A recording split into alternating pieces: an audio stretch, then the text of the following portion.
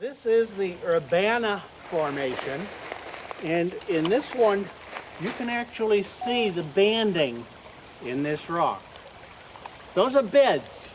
This rock does show very good bedding, and locally over there on the side of the rock you can actually see the bedding dipping steeply back down towards the creek.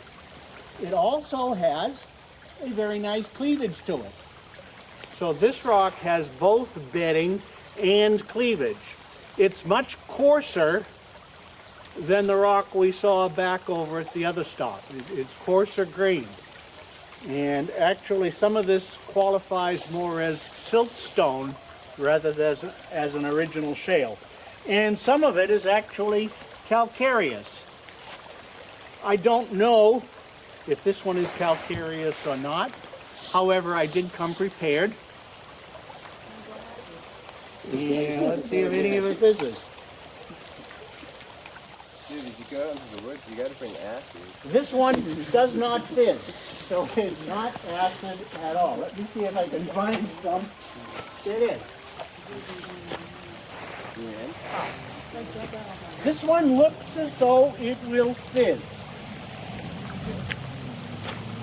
How did I tell that it will probably fizz without checking it? Because we'll see if I'm right, because I have the acid and I have the rock.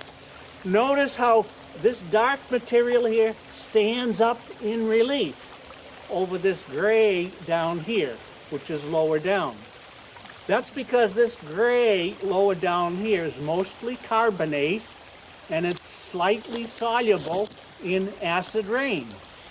And so it is actually eroded away, leaving the less soluble material standing up above. Now, am I right? Moment of truth. Wow, that's really busy. I stand vindicated. So this rock here then was originally a mixture of siltstone, and carbonate, limestone, which is characteristic of shallower water. So this is a shallow water deposit here.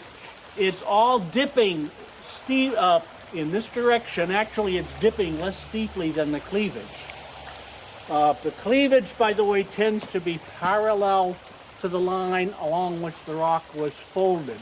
So if you go in this direction, and we're going to be climbing to the top of Sugarloaf Mountain. This is the slope of Sugarloaf Mountain here. Oddly enough, as we climb the mountain, we're going to be going lower and lower in the rocks. Now, if you want to picture that, the rock is dipping very steeply in this direction. So we are climbing the mountain this way, but as we climb, we're getting lower and lower rocks, until when we get to the top of the mountain, we'll be in the lowest rocks. So you mean the fault pushed up the rock so it No, it's a fold. Oh, it's a fold. Now there is a fault involved here too, the Martic line fault that we just crossed a while ago.